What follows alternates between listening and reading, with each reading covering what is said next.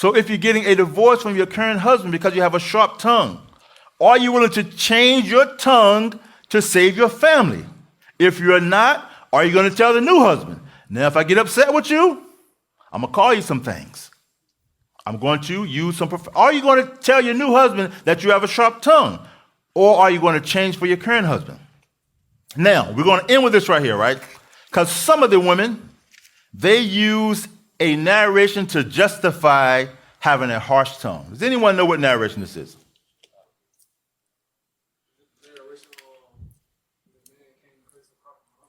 What's up?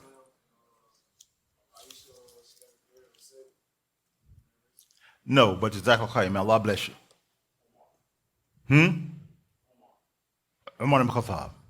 Men call it enter. Jazakallah Dawood. This is the narration, right? Maybe you've heard it before, right? It was mentioned, and this is how the narration comes in Arabic. It was mentioned that a man came to Umar ibn Khattab to complain about the character of his wife. And as he stood in the door waiting for Umar, he heard the wife of Umar scolding Umar, and he was silent and did not respond. Then the man turned away and left while saying, if this is the condition of Umar, the leader of the believers, then how about my condition? Some women use this as justification to fuss at their husband, right? Now, why is this not correct? I called Sheikh Mohammed Al-Ghalib in the UAE, may Allah Ta'ala preserve him, asked about this narration. He said this narration is weak. And we know that in order for a narration to be authentic, it has to have a chain that's connected, right? That's free of a shadh, any contradiction, and free from a defect. What's wrong with this one? This doesn't have a chain at all. This is called tamrid. This hadith doesn't even have a chain. It's not that the chain is weak. It's not that there's a man in the chain that's weak. There is no chain at all, right?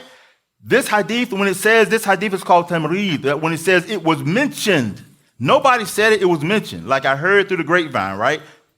To give a bad English translation, right? Nah. So when it's ambiguous in the grammatical passive voice, it was mentioned or it was narrated. This hadith, Imam An-Nawawi and Imam Albani said this hadith is weak, right? So you cannot work by this hadith that is weak. That's number one. Second of all, do you know Umar ibn Khattab? Do you know who he was? The status that he had negates anyone talking to him like that, right? The women, men, and even Shaitan were afraid of him.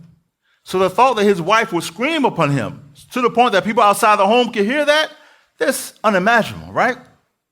The Prophet ﷺ, he said, Umar, indeed, Shaitan is afraid of you. Hadith collected in Tirmidhi, right? Another narration that was explained by Shaykh Rabi that he said that Umar, when Shaitan sees you walking down the street, he takes another street. Shaykh Rabi, he said, it means that when Iblis sees Umar walking down the street, he will take another street that an army could walk through. He's so far from Umar that a whole army could walk between him and Umar because he's afraid of him, right?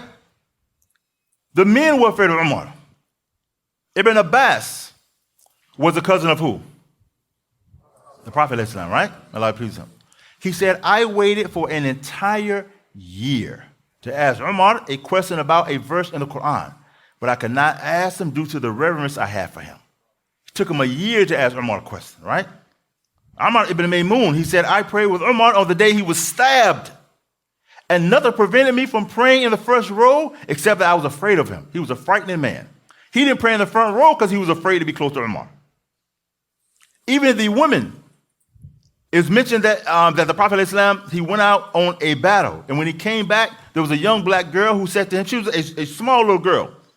She said to him, I made a vow with Allah Ta'ala that if he returned you back safely, I would beat the duff. And the Prophet ﷺ, he said to her, if you have taken an oath, then beat it. And if you didn't take the oath, then don't beat it. So she started to beat the duff, right? Abu Bakr entered. She kept beating the duff.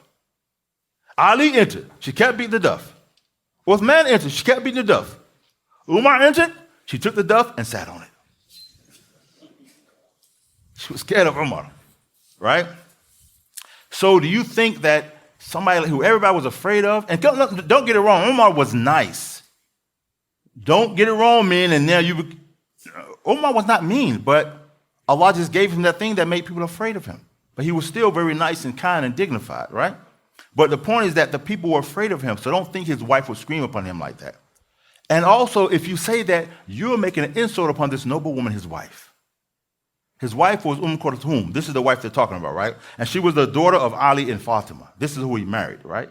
This woman was too dignified to do that. If that's something that you have a problem with, ask Allah Ta'ala to cure you of that. But don't put that on her, right? That's not something that she would do. Because as Sheikh Uthaymeen, he says, the woman yelling at her husband is bad manners.